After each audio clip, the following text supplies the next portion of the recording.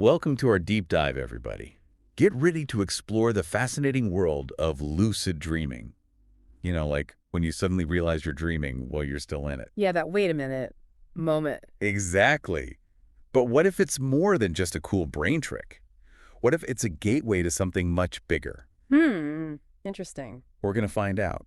We'll be looking at lucid dreaming through the lenses of Eastern philosophy, Western mysticism, and even psychology. I love that multifaceted approach. Because get this, they all seem to suggest that lucid dreaming might connect us to something like a universal consciousness. Wow, we're going deep today. Deep dive, literally. To kick things off, our expert is going to give us a fascinating presentation, kind of lay out the landscape for us. Happy to. I'm excited to share some of these ideas. And then we'll have a Q&A where we can really dig into those big questions. Sounds like a plan. So buckle up and get ready to have your mind blown wide open. All right, let's get started. Let's explore lucid dreaming through a few different perspectives. First up, ancient Eastern philosophies, like Hinduism. Ah, ancient wisdom, always a good place to start. Right. So, in Hinduism, the concept of Maya, or illusion, is super important. Like the world isn't really what it seems. Exactly. The Bhagavad Gita, a sacred Hindu text, explains that the world we perceive is not the ultimate reality. It's like a veil obscuring the truth. And you know what? Lucid dreaming kind of reflects this idea.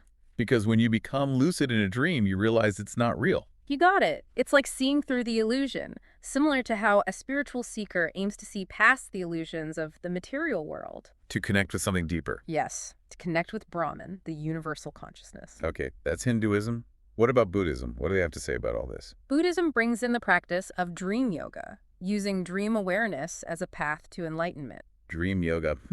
I like the sound of that. The idea is to cultivate lucidity not just in dreams, but also in waking life.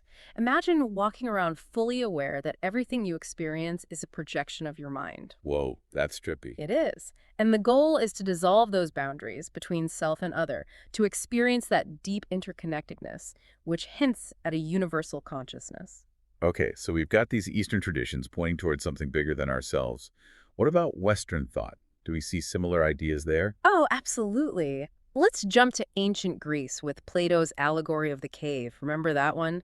The prisoners mistaking shadows for reality? Oh yeah, classic philosophy. Well, becoming lucid in a dream is like that prisoner escaping the cave.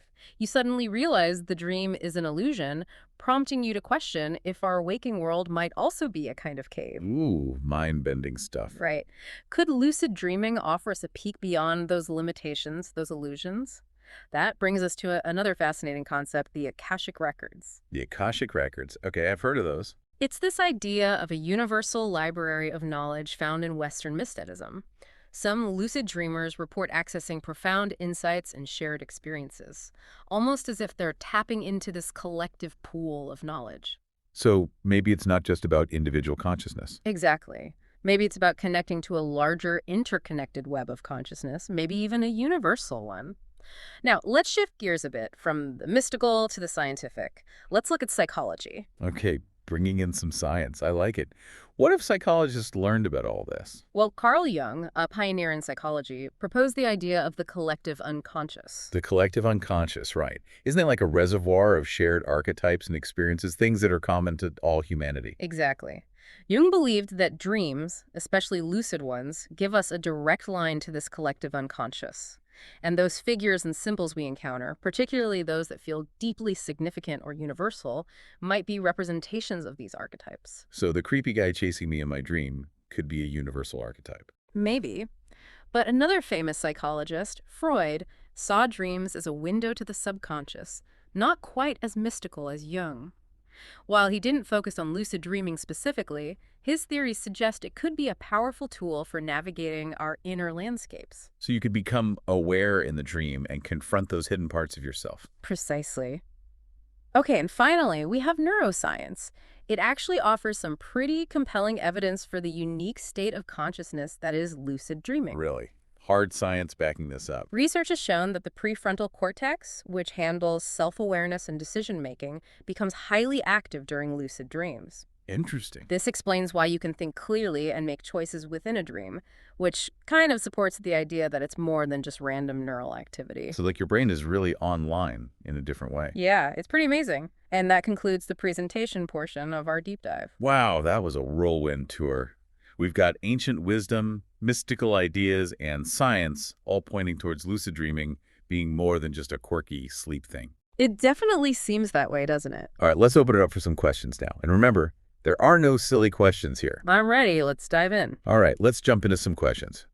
One thing that really stuck with me is how both Eastern and Western thought seem to converge on the idea of lucid dreaming as a way to see beyond our everyday perceptions of reality. Yeah, it's a common thread, isn't it? It is. Whether it's the Hindu concept of Maya or Plato's allegory of the cave, the core idea seems to be that there's more to reality than what we initially perceive. And lucid dreaming, in a sense, provides a training ground for recognizing those limitations and maybe even glimpsing a deeper truth. Exactly. It's like a practice run for waking up to a bigger reality. And that brings me to something you mentioned earlier, this idea of a universal consciousness. It popped up in Hinduism, Buddhism, and even in the concept of the Akashic records. So what exactly does that mean? Is it like a giant cosmic mind that we're all connected to? Well, that's a question that has intrigued philosophers and mystics for centuries, right? It has. It's hard to define precisely, but think of it as a fundamental interconnectedness that underlies all of existence.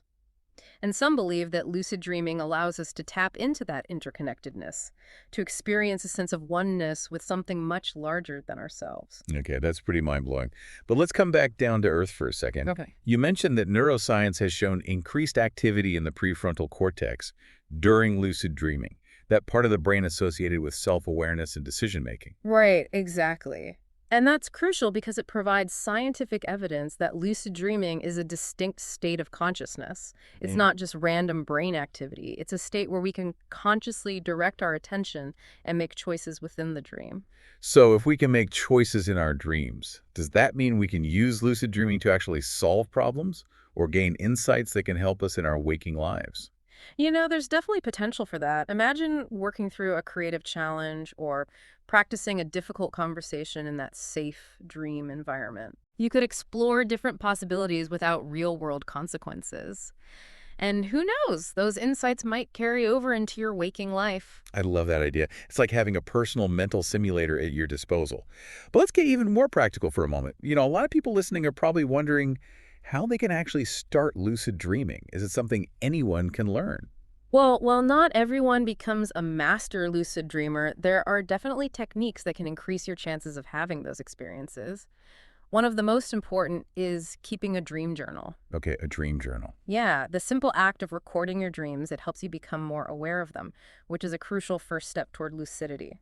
So paying attention to our dreams is key. What are some other things we can do to cultivate this ability? Another helpful technique is reality testing. Throughout the day, just pause and ask yourself, am I dreaming? Okay, am I dreaming? Yeah, look for inconsistencies in your surroundings. Try to do something impossible, like push your finger through your hand. And if you get in the habit of doing this while you're awake, you're more likely to do it in a dream and trigger that aha moment of lucidity. Oh, I like that. That's a great tip. I'm definitely going to try that. But what if someone has tried those techniques and they're still not having any luck? Is there anything else they can do? The most important thing is to be patient and persistent. It takes time and practice to develop any skill. And lucid dreaming, it's no exception. Don't get discouraged if it doesn't happen right away. Just keep practicing, keep exploring, and you might be surprised at what your mind is capable of. That's inspiring advice. So we've got dream journaling, reality testing, and a good dose of perseverance. Any other tips for aspiring lucid dreamers out there? Setting a strong intention before you go to sleep can be incredibly powerful. Visualize yourself becoming lucid in a dream. Imagine what you want to experience. That focused intention can plant the seed in your subconscious mind and increase your chances of success. Okay, I'm loving all these practical takeaways. But before we move on, I want to touch on something you mentioned earlier. The potential for lucid dreaming to help us tap into our subconscious and maybe even work through personal challenges. Can you talk a bit more about that? Sure. Think of your dreams as a direct line to your subconscious mind, right? All your fears, desires, and unresolved issues are bubbling below the surface. And they often express themselves symbolically in your dreams. So lucid dreaming allows you to engage with those symbols consciously, potentially leading to a deeper self-awareness and even personal growth. So it's not just about having fun and flying around in our dreams. Right, it can be more than that. We can actually use this ability to confront our inner demons and work towards healing. Absolutely. Lucid dreaming can be a powerful tool for personal transformation, but it's important to approach it with respect and caution because remember, you're dealing with powerful subconscious forces. That's a good point. It's not something to take lightly. But for those who are ready to embark on this journey of self-discovery, what would you say is the most important thing to keep in mind? I think above all, remember that you are in control. You have the power to shape your dream world and choose how you want to interact with it. And if things get too intense or uncomfortable, you can always wake yourself up. That's reassuring. So it's about finding that balance between pushing your boundaries and staying within your comfort zone. Exactly. Respecting your own limits and approaching lucid dreaming as a gradual process of self-discovery. I love that. This has been an incredible journey into the world of lucid dreaming so far. We've explored ancient wisdom, scientific theories, and even practical techniques. Mhm. But I have a feeling there's still so much more to uncover. Oh, absolutely. We've only just scratched the surface of this vast and mysterious realm. Well, I'm ready to keep exploring. Hmm. What do you say we dive into some of the more mind-bending implications of lucid dreaming and explore its connection to the very fabric of reality? Let's do it. Okay, so before we got sidetracked with all those practical tips, you were about to tell us how lucid dreaming might be connected to, well, the fabric of reality. Right, right. So remember when we were talking about universal consciousness and maybe accessing it through lucid dreaming? Yeah, definitely. It was blowing my mind a little. Well, hold on tight because some theories go even further. They suggest that lucid dreaming might let us interact with, get this, different dimensions or even parallel realities. Whoa, hold on a sec. Parallel realities, like other versions of ourselves living out different lives. That sounds like, I don't know, a sci-fi movie or I something. know, right? But it might not be as far out as it sounds. Some physicists actually propose that our universe isn't the only one. Have you heard of the many worlds interpretation? Vaguely rings a bell. It's a mind-bending idea from quantum mechanics that suggests every choice we make splits the universe, creating infinite parallel worlds where every possibility plays out.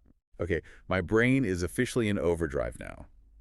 So, are you saying lucid dreaming could be like a portal to these other realities? To experience those what-if scenarios firsthand? That's one way to think about it. It's all very theoretical, of course, but it makes you wonder, right? It does. If lucid dreaming lets us explore all those possibilities in our minds, could it also let us glimpse those possibilities happening in other realities? Exactly. What other secrets are hidden within those dreamscapes? Okay, so as much as I love bending my brain into a pretzel with all this, I do want to bring us back down to earth for a minute. We've talked about all the amazing potential of lucid dreaming, but it's not always sunshine and rainbows, is it? You're right. Dreams can be pretty scary sometimes. Yeah, even terrifying. Yeah. So what would you say to someone who wants to explore lucid dreaming but feels hesitant because of those fears? You know, it's completely understandable to be hesitant. Dreams can definitely tap into our deepest fears and anxieties, and those feelings can be even stronger in a lucid dream. But the thing is, even in a nightmare, you still have the power to choose how you respond. Right, so it's not like you're trapped. Exactly. You can confront the fear head on, try to change the dream into something positive, or just wake yourself up. So remembering you're in control, even when things get scary, that's important. Absolutely. And I think it's smart to start slow, gradually build up your confidence. Don't expect to become a lucid dreaming expert overnight. Take it one step at a time. Yeah. Begin with dream journaling, reality testing, those kinds of things. Then work your way up to more challenging stuff as you feel ready. That makes a lot of sense. It's about knowing your limits and treating lucid dreaming as a gradual process of exploration and self-discovery. Yes, exactly. And as you get more practice, you'll start to understand your own dream patterns better, learn how to navigate the challenges that come up. Wow, this has been an incredible journey into the world of lucid dreaming. We covered ancient wisdom, scientific theories, practical tips, even touched on parallel universes. Haha, we did cover a lot of ground, didn't we? We did. But before we go, I want to leave our listeners with one last thought to chew on. If lucid dreaming lets us connect with a universal consciousness or explore other realities, what does that mean for how we see ourselves and our place in the cosmos? I don't know if there's a right answer, but it's definitely worth thinking about as we continue to learn about consciousness in the universe. Absolutely. I think the journey of understanding lucid dreaming is really a journey of understanding ourselves, our own potential. That's a great way to put it.